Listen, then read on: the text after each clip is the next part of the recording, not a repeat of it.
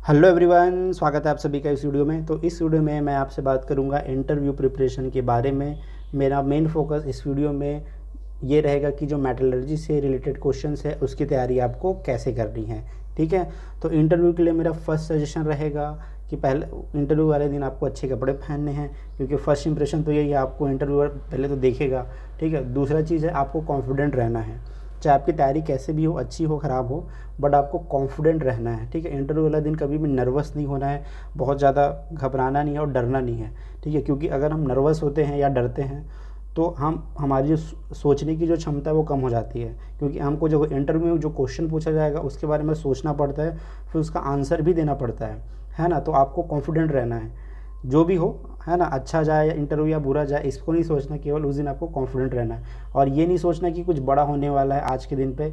एकदम नॉर्मल रखना है ना, अपने आप को नॉर्मल रखना है कि आज जो भी है, जैसे कॉलेज में वाइवा होता है ना, उस तरह से अपने आप को नॉर्मल नॉर्मल रखना है।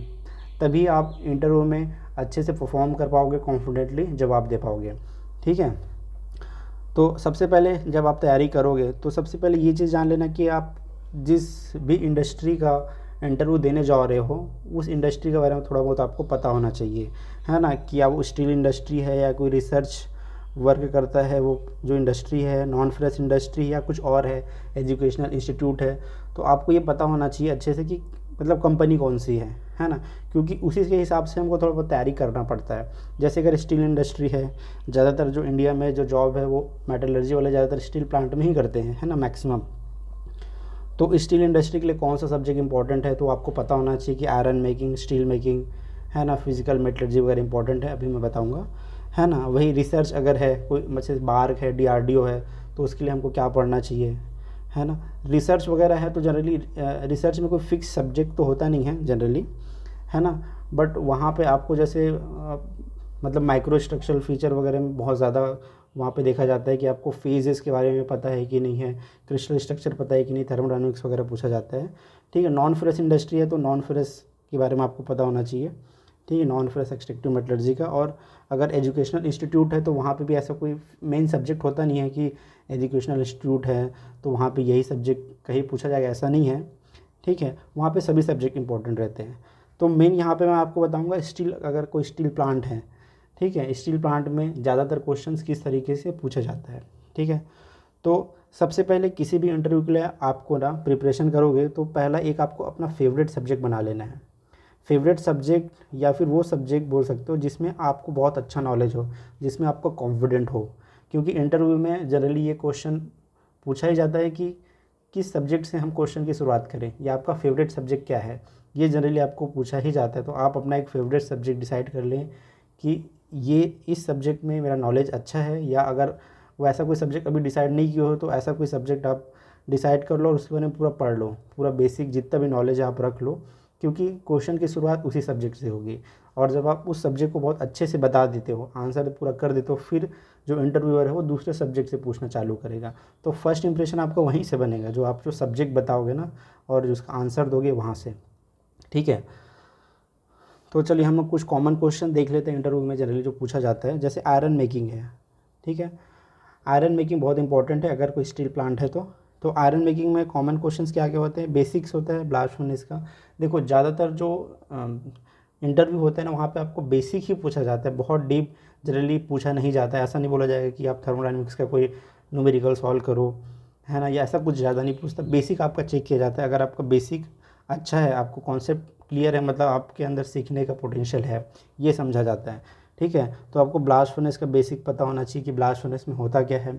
ठीक है, क्या रॉ मटेरियल है, क्या क्या क्या प्रोडक्ट है ना, होता क्या है ब्लास्ट फर्नेस के अंदर, करते क्या है हम लोग, ये पता होना चाहिए। चार्ज मटेरियल के बारे में आपको पता होना चाहिए, है ना। चार्ज मटेरियल में सबसे इंपॉर्टेंट जो होता है कोक, कोक का फंक्शन आपको पता होना चाहिए। बहुत कॉमन क्वेश्चन है, कोक का फंक्शन जनरली पूछा जाता है इंटरव्यू में। टेम्परेचर आपको पता होना चाहिए, ब्लास्ट फर्नेस का अलग अलग एरिया का, अलग अलग जोन का टेम्परेचर कितना होता है। हॉट ब्लास्ट का टेम्परेचर क्या है, हर्थ का टेम्परेचर क्या है, स्टैक का क्या है, ऑफ्टेक गैस का टेम्परेचर क्या है, ये सब जनरली ये क्वेश्चंस पूछे जाते हैं। उसके अलावा फिर केमिकल रिएक्शंस आपको लिखने बोला जा सकता है कि ब्लास्ट फर्नेस के अंदर कौन कौन से केमिकल रिएक्शन होते हैं। ये भी पूछ सकते हैं कि अलग अलग जोन में कौन कौन से रिएक्शन होते हैं। ठीक है, ये सब इरेगुलरिटीज़ के बारे में भी पूछा जा सकता है, कौन कौन सी इरेगुलरिटीज़ होती है, मॉडर्नाइजेशन क्या है, जो ब्लास्ट फर्नेस है उसमें क्या क्या मॉडर्नाइजेशन अभी के समय में किया गया है, जैसे जैसे जैसे है ह्यूमिडिफिकेशन एक तरह से है, बेललेस चार्जिंग सिस्टम है, टॉप प्रेशर है, ये सब क्या मॉडर्नाइजेशन है उसके बारे में पूछ सकते हैं। हॉट मेटल की क्वालिटी किस पे डिपेंड करती है, कैसे हम बोलेंगे कि हॉट मेटल अच्छा है या ख़राब है। जैसे सिलिकॉन और सल्फ़र है, अगर दोनों कम है मतलब हॉट मेटल की क्वालिटी अच्छी है, ठीक है। और एलिमेंट रिमूवल के बारे में पूछ सकते हैं कि कौन सा एलिमेंट ब्लास्ट फर्नेस में रिमूव होता है, कौन सा नहीं होता है। जैसे सल्फ़र रिमूवल पॉसिबल है ब्लास्ट फर्नेस में, बट फॉस्फोरस रिमूवल पॉसिबल नहीं है, ठीक है। ये सब कॉमन क्वेश्चंस आपसे पूछा जा सकता है, ठीक है। और नेक्स्ट देख लेते हैं स्टील मेकिंग सब्जेक्ट से क्या पूछा जा सकता है। स्टील मेकिंग में तो बेसिक आपको पूछा जाएगा कि स्टील मेकिंग है क्या, क्यों करते हैं। तो स्टील मेकिंग आप बोल सकते हो कि रिफाइनिंग प्रोसेस है ना, जहाँ पे हम ऑक्सीडेशन के थ्रू जो इम्प्योरिटी है उसको हम दूर करते हैं, है ना। बेसिक आपसे पूछा जा सकता है। फिर केमिकल रिएक्शन यहाँ पे भी इंपॉर्टेंट है ना, कैसे सिलिकॉन फॉस्फोरस रिमूवल होता है, मैग्नीज रिमूवल कैसे होता है, स्लैग कैसे बनता है, ये सब। स्लैग बेसिसिटी के बारे में क्वेश्चन आ सकता है कि स्लैग का बेसिसिटी कितना रखते हैं हम लोग स्टील मेकिंग में। तो स्टील मेकिंग में जनरली स्लैग की बेसिसिटी 2.5 से 3.5 के आसपास होता है, इसके बीच ही होता है ना। स्लैग की बेसिसिटी क्या होती है ये पूछ सकता है। और कौन सा ऑक्साइड एसिडिक नेचर का होता है, कौन सा ऑक्साइड बेसिक नेचर का होता है, आपको पता होना चाहिए। वैसे ब्लास्ट फर्नेस का भी बेसिसिटी पूछा जा सकता है। तो ब्लास्ट फर्नेस का बेसिसिटी 1 से 1.2 होता है ब्लास्ट फर्नेस का, है ना। और स्टील मेकिंग का ये होता है 2.5 से 3.5। Favourable condition for removal of different elements, ये बहुत इंपॉर्टेंट क्वेश्चन है। सल्फ़र रिमूवल के लिए कैसा कंडीशन चाहिए, है ना, सल्फ़र के लिए कैसा चाहिए, फॉस्फोरस के लिए, सब पूछा जाता है generally, okay. Sequence of operation, sequence of operation का मतलब होता है कि कैसे हम स्टील प्रोडक्शन करते हैं। शुरू से बताओ तो पहले बोलो कि चार्जिंग करते हैं, फिर ब्लोइंग करते हैं, फिर सैम्पलिंग, फिर रीब्लोइंग, ऐसा ये होता है ऑपरेशन कैसे करते हैं स्टील मेकिंग का, ओके। फिर सीक्वेंस ऑफ इम्प्योरिटी रिमूवल, कौन पहले रिमूव होता है, कौन बाद में रिमूव होता है, ये सब क्वेश्चंस पूछे जा सकते हैं, ठीक है। सेकेंडरी स्टील मेकिंग से भी क्वेश्चंस आ सकते हैं। फंक्शन क्या है सेकेंडरी स्टील मेकिंग का, हम क्यों करते हैं सेकेंडरी स्टील मेकिंग, डीऑक्सीडेशन क्यों करते हैं, डीगैसिंग क्यों करते हैं, और कैसे करते हैं डीगैसिंग और डीऑक्सीडेशन, नहीं करेंगे तो क्या प्रॉब्लम होगा, ये सब। आर्गन पर्जिंग वगैरह के बारे में पूछा जा सकता है ना। और ऑक्साइड नेचर जैसे मैंने बताया, ठीक है। ये जनरली क्वेश्चंस है। और कुछ कंटिन्यूस कास्टिंग से भी पूछा जा सकता है, चांसेस कम है बट पूछा जा सकता है कंटिन्यूस कास्टिंग से भी, कंटिन्यूस कास्टिंग के बारे में, ठीक है। मोल्ड किसका बना होता है, क्या क्या डिफेक्ट आ सकते हैं, ये सारी चीज़ें। नेक्स्ट जो इंपॉर्टेंट सब्जेक्ट है वो हीट ट्रीटमेंट है। हीट ट्रीटमेंट से जनरली पूछते हैं। हीट ट्रीटमेंट में क्या है आपका मेन, इनहेलिंग, नॉर्मलाइजिंग और हार्डनिंग। ये बहुत ही 3 इंपॉर्टेंट है हीट ट्रीटमेंट, इसका आपको पूरा नॉलेज होना चाहिए। तीनों का कैसे कूलिंग करते हैं, जैसे इनहेलिंग में फर्नेस कूलिंग है, नॉर्मलाइजिंग में एयर कूलिंग है, हार्डनिंग में आपका ऑयल या फिर वाटर कूलिंग है। तो इसके बारे में आपको पता होना चाहिए, क्या क्या फेस चेंज होता है, क्या क्या प्रॉपर्टी डेवलप होता है ना, किस में हार्डनेस कम होता है, किस में हार्डनेस ज़्यादा होता है, ये सारी चीज़ें पता होनी चाहिए पूरा। ट्रिपल टी कर्व आपको बनाने आना चाहिए, है ना। ट्रिपल टी कर्व बहुत ज़रूरी है। क्या प्रॉपर्टी चेंज होता है, जैसे मैंने बताया हीट ट्रीटमेंट से क्या प्रॉपर्टी चेंज होता है। कुछ सरफेस हार्डनिंग ट्रीटमेंट के बारे में थोड़ा बहुत आपको पता होना चाहिए। चांसेस कम है पूछने के, बट आपको पता होना चाहिए कि सरफेस हार्डनिंग ट्रीटमेंट के नाम वगैरह आपको जानना है, ठीक है। फिर है मटेरियल साइंस या फिजिकल मेटलर्जी से क्या पूछे जा सकते हैं। तो इसमें सबसे इंपॉर्टेंट है iron carbon diagram, most important है। आयरन कार्बन डायग्राम बहुत इंपॉर्टेंट होता है, क्योंकि आयरन कार्बन डायग्राम का बहुत मतलब यूज़ है ना स्टील इंडस्ट्री में, ठीक है। तो बहुत इंपॉर्टेंट है आयरन कार्बन डायग्राम, आपको पूरा अच्छे से आना चाहिए, पूरा आपको बनाने आना चाहिए, है ना। इनवेरिएंट रिएक्शंस, टेम्परेचर कहाँ पे क्या होगा, कौन सा फेज़ मिलेगा किस टेम्परेचर पे, सारी चीज़ें आपको आनी चाहिए, ठीक है। नेक्स्ट जो है मेटलोग्राफी। मेटलोग्राफी मतलब सैम्पल प्रिपरेशन, ये सब वगैरह उसको बोलते हैं। मेटलोग्राफी आपको अच्छे से आनी चाहिए, है ना।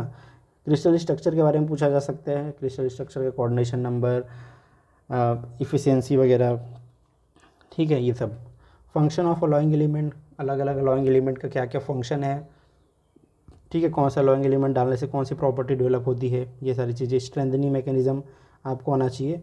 और मैकेनिकल प्रॉपर्टीज़, जितने भी मैकेनिकल प्रॉपर्टीज़ है उसका डेफिनेशन आपको आना चाहिए।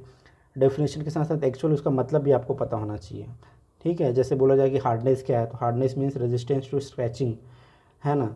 तो उसके बारे में केवल रटना नहीं कि डेफिनेशन रट ली, उसका एक्चुअल मीनिंग पता होना चाहिए कि हार्डनेस क्या, हाँ क्या है, कब यूटिलाइज़ होता है हार्डनेस, कब हमको हार्डनेस ज़्यादा चाहिए, कब हमको हार्डनेस कम चाहिए। जैसे हमको हार्डनेस वहाँ पे चाहिए जहाँ पे कटिंग एक्शन होता हो, जहाँ पे फ्रिक्शन होता हो, जहाँ पे मूवमेंट होता हो, है ना। वैसी सारी प्रॉपर्टी के बारे में आपको पता होना चाहिए, जितने भी मैकेनिकल प्रॉपर्टीज़ हैं।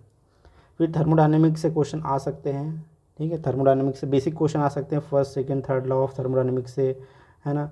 उसके बाद एंथैल्पी क्या है, एंट्रोपी क्या है, फ्री एनर्जी वगैरह का क्वेश्चन आ सकता है, ये सब है, ठीक है। फ्री एनर्जी नेगेटिव होना चाहिए कि पॉजिटिव होना चाहिए किसी भी प्रोसेस के लिए, है ना। कोई प्रोसेस होना है तो पॉजिटिव होगा तब होगा कि नेगेटिव होगा तब होगा, ये सब चीज़ें।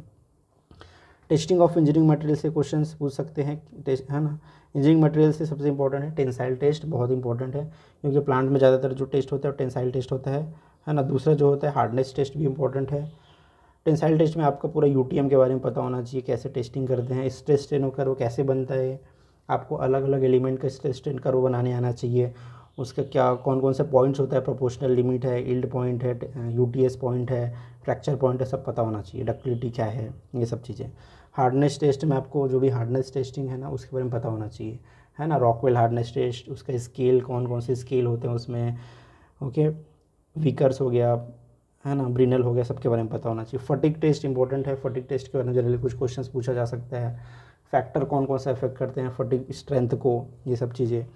एनडीटी से कुछ क्वेश्चन पूछा जा सकता है, चांस कम है बट कभी कभी पूछ सकते हैं कि एनडीटी में एक आध आप देख लेना, अल्ट्रासोनिक टेस्ट के बारे में, मैग्नेटिक पार्टिकल टेस्टिंग के बारे में थोड़ा आपको नॉलेज होना चाहिए, ठीक है।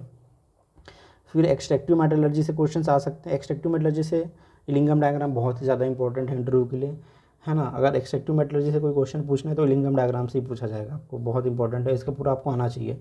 इसका क्या एप्लीकेशन है इलिंगम डायग्राम का, है ना, इसके क्या क्या फीचर्स है ना, कहाँ पे यूटिलाइज़ करते हैं, सब कुछ इलिंगम डायग्राम के बारे में आपको आना चाहिए।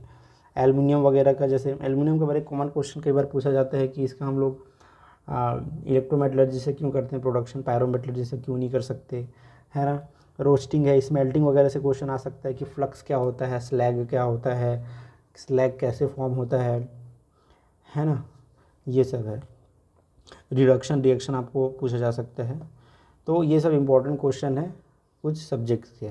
तो ये जो सब्जेक्ट मैंने बताया ना वो जनरली स्टील प्लांट के लिए बहुत इंपॉर्टेंट है। स्टील प्लांट में जनरली यही सब क्वेश्चन ज़्यादातर पूछे जाते हैं। और जैसे मैंने बताया कि वो रिसर्च वाला मतलब वो है कंपनी है, ठीक है। तो रिसर्च वाली कंपनी में ज़्यादातर यही होगा कि आपसे फेवरेट सब्जेक्ट पूछा जाएगा और जो आप सब्जेक्ट बताओगे ना उसी सब्जेक्ट्स को लेके वो क्वेश्चंस आपसे करते रहेंगे, है ना। और एक चीज़ और है कि इंटरव्यू ऐसा होता है कि मतलब इंटरव्यू में आप कोई चीज़ प्रिडिक्ट नहीं कर सकते कि मैंने इतना पढ़ लिया तो आपको होना ही है, क्योंकि इंटरव्यू कई बार लक पे भी डिपेंड करता है कि आपको जो आता है वही क्वेश्चन आपसे पूछा जाए, है ना। कई बार ऐसा क्वेश्चन भी पूछ दिया जाता है जो हमको एक्चुअली पता नहीं रहता है, हमको सब कुछ पता रहता है बट उस क्वेश्चन का आंसर नहीं पता होता है ना। तो ऐसी केस में कभी भी मतलब अंडर कॉन्फिडेंट नहीं होना है। कभी कभी हो भी जाता है कि अच्छा नॉलेज के बाद भी आपका कई बार प्रॉब्लम हो जाती है, इंटरव्यू में नहीं हो पाता है। बट बहुत सारे इंटरव्यू होने, ऐसा तो नहीं कि एक ही इंटरव्यू आपके लिए सब कुछ है, आगे बहुत सारे मौके मिलते हैं, है ना। बट आपके पास नॉलेज अच्छा है, आपने पढ़ाई अच्छा किया, बेसिक आपका अच्छा है, तो प्रोबेबिलिटी बढ़ जाती है ना, कि आपका जॉब लग जाएगा। ओके, तो ये था मेरा टिप्स इंटरव्यू प्रिपरेशन के लिए। आपको वीडियो कैसा लगा प्लीज़ कमेंट करके बताना, और आपने चैनल सब्सक्राइब नहीं किया तो please subscribe this channel. Okay, bye bye, thank you so much and God bless you all.